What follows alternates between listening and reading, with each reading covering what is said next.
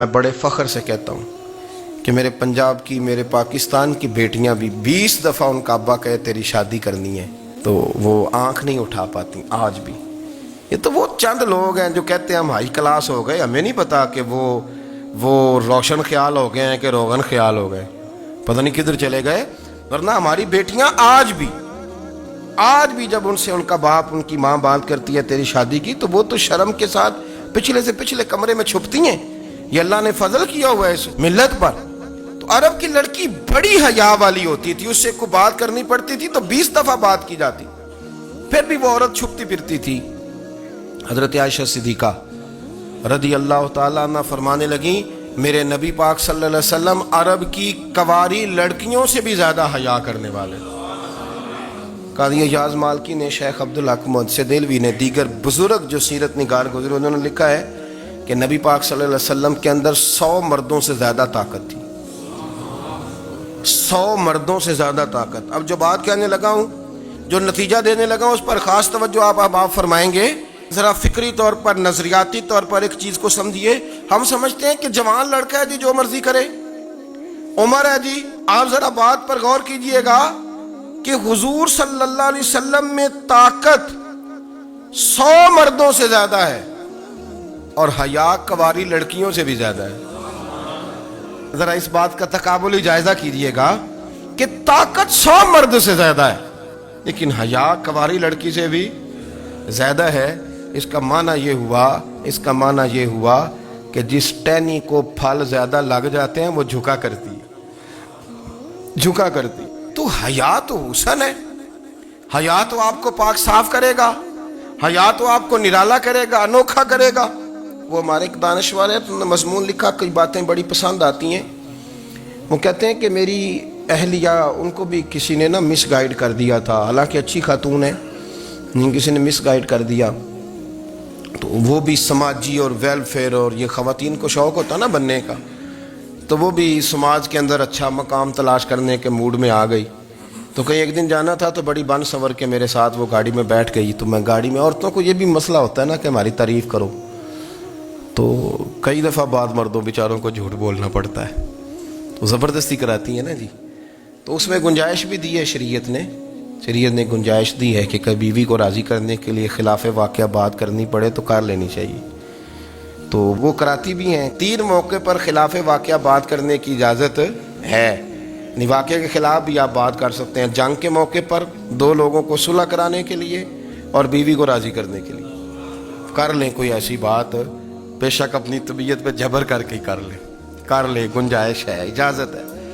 تو وہ کہتے ہیں جب وہ گاڑی میں میرے ساتھ بیٹھی بن سور کے، تو وہ تقاضا کرنے لگی کہ میں نے بڑے اچھے کپڑے پہنے ہیں پر آپ نے توجہ نہیں کرائی۔ وہ سیاںا بندہ تھا، وہ چاہ رہا تھا کہ میری خاتون سمجھ جائیں۔ وہ کہتے ہیں مجھے پتا تھا کہ بیچاری مس گائیڈ ہو گئی ہے، دل کی بڑی اچھی ہے، سیاਣੀ ہے، لیکن اس کو کچھ خواتین نے، کچھ لوگوں نے مل کے اس کو ذہن غلط کر دیا ہے کہ سماج میں نکلو، باہر جاؤ، کام کرو، فلاں کرو، اپنی مرضی سے جیو۔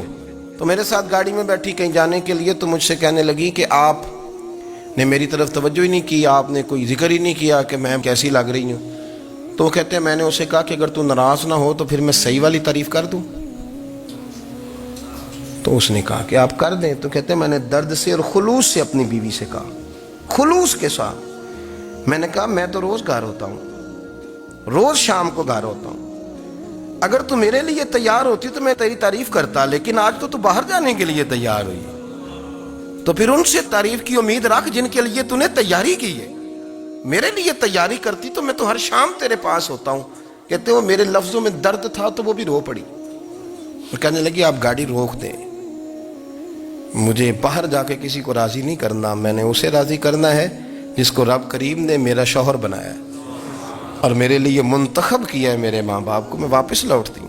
یہ ایک پہلو ہے سلگتا ہوا، اس کو سمجھا جائے۔ رسول کریم صلی اللہ علیہ وسلم عرب کی کواری لڑکیوں سے زیادہ حیا والے تھے، کواری لڑکیوں سے زیادہ حضور حیا فرمایا کرتے تھے۔ جب خانہ کعبہ کی مکہ شریف میں تعمیر ہو رہی تھی نا، اہل عرب اس کو تعمیر کر رہے تھے، تو نبی پاک صلی اللہ علیہ وسلم اپنے چچا حضرت عباس کے ساتھ خانہ کعبہ کی تعریف میں مصروف تھے۔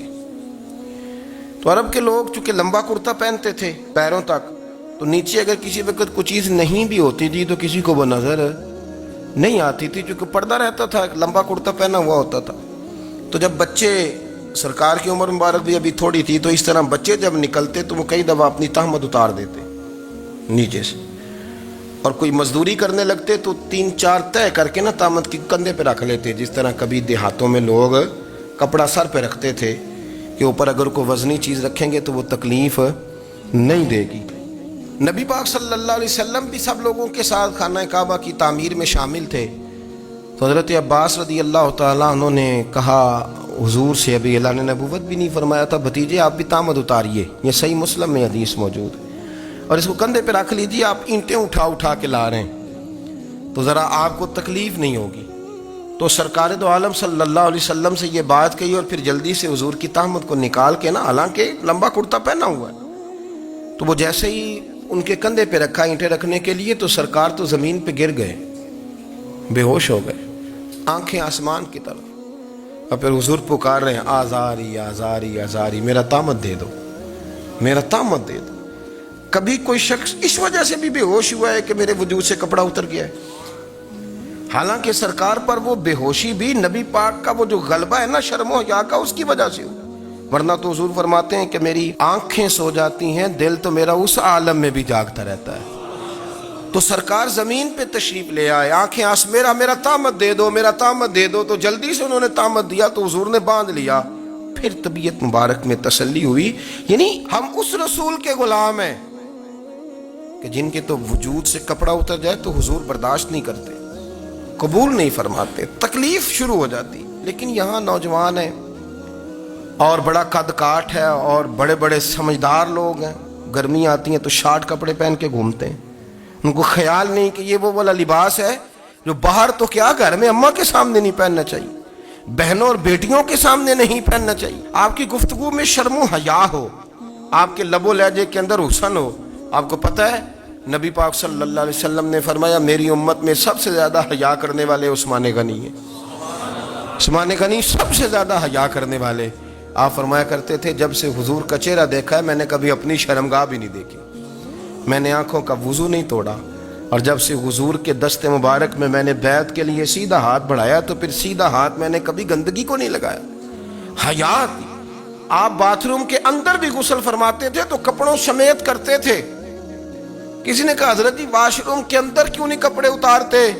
آپ فرمانے لگے باہر بندوں سے حیا کرتا ہوں، اندر جاتا ہوں تو رب سے حیا آنی شروع ہو جاتی، وہ تو دیکھ رہا ہے نا۔ تو میں جو بات آپ کی خدمت میں عرض کرنا چاہتا ہوں اس کو آپ سمجھیے گا میرے عزیز، کہ شرم والا مزاج، گفتگو بھی شرم والی، آنکھیں بھی شرم والی، لباس بھی شرم والا، دوستی یاری بھی شرم والی، بہت ساری ایسی باتیں۔ دیکھیں نا آپ ذرا، میں نے کہا کہ باتوں کو سن کے گزر نہ جایا کریں، اس کی گہرائی پر غور کریں۔ حضور علم کا سمندر ہے، سرکار سے زیادہ علم دنیا میں کسی کے پاس موجود نہیں ہے، اور صحابہ کو موقع ملا ہوا ہے اس سمندر سے فیض لینے کا، لیکن ان کی حالت یہ ہے کہ حضرت علی المرتضیٰ فرماتے ہیں 14 دن گزر جاتے، حضور سے کوئی سوال پوچھنا ہوتا تھا پر میں شرم کے مارے نہیں پوچھ پاتا تھا، 14 دن۔ بخاری شریف میں موجود ہے، ایک دن نبی پاک صلی اللہ علیہ وسلم نے پوچھا صحابہ سے کہ وہ کون سا درخت ہے جس کے پتے نہیں گرتے، اور وہ درخت اس طرح ہے جس طرح مومن ہوتا ہے، وہ درخت میرے مومن کی طرح بتاؤ۔ حضرت عبداللہ ابن عمر فرماتے مجھے پتا تھا کہ وہ کھجور کا درخت ہے، لیکن چونکہ ابو بکر صدیق بھی بیٹھے ہیں، عمر فاروق بھی بیٹھے ہیں، مولا علی بھی بیٹھے ہیں، عثمان غنی بھی بیٹھے ہیں، اتنے جید لوگ بیٹھے ہیں، تو مجھے حیا آتی تھی کہ میں کیوں جواب دوں۔ کہتے ہیں سرکار نے کئی دفعہ پوچھا، لوگوں نے کئی اور درخت بتائے، پر فرمایا تمہارا جواب درست نہیں ہے۔ آپ حیا کے اس پہلو پر غور کریں کہ سوال کا جواب آتا ہے، سوال کا جواب، یعنی مجھے سوال کا جواب آتا اور پھر میں دوں نہ، مجھے بدعزمی نہ ہو جائے گی؟ یہ کیسے ممکن ہے کہ میری رات گزر جائے، مجھے پتا بھی تھا اور میں نے بتایا نہیں؟ بہت سارے لوگ آ کے بہت ساری باتیں بتاتے ہیں، بہت ساری باتیں وہ سمجھاتے ہیں، تو ہم غور سے ان کا چہرہ دیکھنے لگ جاتے ہیں، کہتے ہیں یار اس کا تو دعویٰ تھا کہ میں سمجھنے آتا ہوں، تو یہ تو ہمیں سمجھا رہا ہے، چلو الحمدللہ ہم سمجھنے کو تیار ہیں۔ لیکن میرے عزیز پتہ بھی ہے جواب کا، علم بھی ہے، لیکن فرماتے ہیں میری حیا نے مجھے اجازت نہ دی کہ میں جواب دوں. آپ فرماتے ہیں پھر حضور سے صحابہ نے عرض کی کہ یا رسول اللہ آپ ہی بتا دیں وہ درخت کون سا ہے. تو حضور نے فرمایا بھائی وہ کھجور کا درخت ہے. تو آپ فرماتے ہیں میں دل ہی دل میں کہہ رہا تھا کہ الحمدللہ میرا جواب درست ہے، حالانکہ میں نے جواب دیا ہی نہیں. تو لفظوں میں حیا، جملوں میں حیا، آنکھوں میں حیا، اٹھنے میں حیا، بیٹھنے میں حیا، چلنے میں حیا ایک خوبصورت حسن ہے. اور نبی پاک صلی اللہ علیہ وسلم نے فرمایا جب تو بے حیا ہو جائے نا پھر تو آزاد ہے، پھر تو جو مرضی کا، پھر تو جو. اس لیے بزرگ جب کسی کو بے حیا کہتے تھے نا، اللہ اکبر، اور جب کسی کو کہتے تھے نا یہ بے حیا ہے تو لوگ سمجھتے تھے کہ ہلکی سی بات کر دی ہے، لیکن ان کا معنی یہ ہوتا تھا کہ بس بھائی اب اس کے ساتھ کوئی کلام کرنے کی ضرورت ہے، اس کو اب اصلاح کی ضرورت نہیں، یہ بے حیا ہے. کیا معنی کہ اب یہ جو اس کے دل میں آئے گا وہ کرے گا، جو اس کی طبیعت چاہے گی وہ کرے گا، اب یہ کسی پہلو بھی قابو آنے کو تیار بے حیا ہو گیا. بے حیائی بہت بڑا عیب ہے. اور جو لوگ کہتے ہیں کہ ہمیں بالکل آزادی ہونی چاہیے، ہمارا اپنا جسم ہے تو ہماری اپنی مرضی چلے گی. ایک وزیر صاحب ہیں، پتہ نہیں میں ان کو جانتا تو نہیں، انہوں نے سینٹ میں تقریر کی ہے، میں نے ان کی بات سنی ہے. اس نے کہا نہیں نہیں بھائی جسم رب کا ہے تو مرضی بھی تو رب کریم کی چلے گی، اور مرضی بھی اللہ کی. یہ مجھے تھوڑا سا مسئلہ ہے جسم پر، کبھی کبھی مجھے کثرت سفر سے الرجی ہو جاتی ہے. میرے ساتھ لوگ نا دل سے پیار کرتے ہیں، شاید ہی کوئی اچھا ڈاکٹر ہو جس تک میرے سنگی مجھے لے کے نہ گئے ہوں، پر جسم اللہ کا ہے نا، مرضی بھی جب وہ چاہے گا صحت دے گا. کیوں کچے کاموں میں لوگ پڑ گئے، کیوں غلط لوگ سوچ میں پڑ جاتے ہیں، یہ اسی کا ہے. اور جب وہ چاہے گا، آپ اس بات کو اچھے طریقے سے سمجھ لیں کہ جو اپنی مرضی چوکوں چوراہوں میں کر رہے ہوتے ہیں نا، جو مرضی گندمند، وہ جانور ہوتے ہیں، وہ جانور ہوتے ہیں جو نہ چونک دیکھتے ہیں نہ گلی دیکھتے ہیں، نہ انہیں پتہ ہوتا ہے کہ جگہ کون سی ہے. وہ انسان، میں نے کہہ دیا جو میں نے کہنا تھا، میں نے کہہ دیا، وہ جانور ہوتے ہیں. اور جو کچھ انسان ہوتے ہیں نا، ان کے اندر کچھ نہ کچھ پھر شرم حیا بھی ہوتی ہے. وہ چوکوں چوراہوں میں وہ حرکتیں اور وہ کام نہیں کرتے جو جانور کرتے ہیں. ان کے لیے بڑے پردے ہوتے ہیں، ان کے لیے بڑی باتیں ہوتی ہیں، ان کے لیے بڑا کچھ ہوتا ہے. جو بالکل آزاد ہو جائے، کوئی پتہ نہ ہو کس وقت کیا کہنا ہے کیا کرنا ہے، تو پھر وہ دائرہ انسانیت سے خارج ہو جاتا ہے. ہم آپ کو کیا دعوت دیں؟ آپ تو وہ باتیں کر رہے ہیں جو اسلام کا انسانیت کے حق میں بھی ٹھیک نہیں.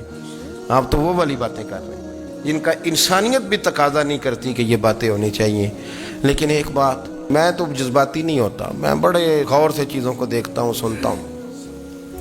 اور نہ میں ان موسمی مینڈکوں کی، وہ مجھے عاتق صاحب کہنے لگے جی بڑے بڑے مولوی ایک بندے کے ساتھ بیٹھے ہوئے ہوتے تھے اور وہ روزے میں بڑے بڑے درس دیتا تھا تو وہ بھی فلانی حرکتیں کر رہا ہے. تو میں نے کہا ہم نے تو پرانا کہا تھا کہ موسمی مینڈک ہے، تو پرانے کہہ رہے ہیں کہ اداکار ہے، تو وہ جہاں کاسٹ کریں گے وہاں وہ اداکاری کرے گا. آپ کسی مذہبی جگہ کر لیں تو وہاں کر لے گا، کہیں اور جگہ کریں گے تو ہم تو پرانا کہہ رہے ہیں. تو کسی کو کبھی سمجھ آتی ہے تو کسی کو کبھی اور جگہ جا کے سمجھ آتی ہے. ہم ان لوگوں سے پریشان نہیں ہوتے. کیوں؟ سن لیں، کوئی مایوسی نہیں. ان کے اندر جتنا زور ہے وہ لگائیں. یہ ملک بنا ہے رسول اللہ کے نام پہ، یہ اللہ نے تحفہ دیا ہے امت مسلمہ کو. یہ نبی پاک کے نام پہ بنا ہے تو یہاں جھنڈا بھی وہی والا بلند ہونا ہے جو مدینے والے رسول کا جھنڈا ہے، اور یہاں وہی کام چلے گا جو نبی پاک نے بیان فرمایا. تو اس طرح کئی لوگ آتے ہیں، وہ شور شار کرتے ہیں، چلے جاتے ہیں. اتنے نہ پریشان ہوا کریں. بہت سارے لوگ تو بیچارے اس قابل بھی نہیں ہے کہ ان کا نام لیا جائے.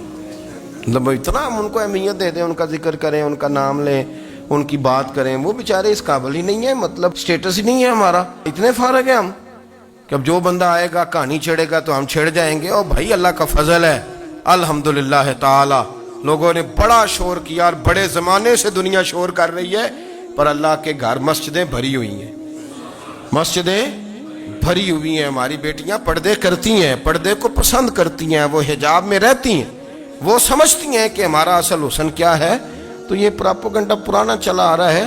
اس کا اللہ کے فضل سے امت مسلمہ پہ نہ کبھی اثر ہوا ہے اور نہ کبھی ہوگا انشاءاللہ.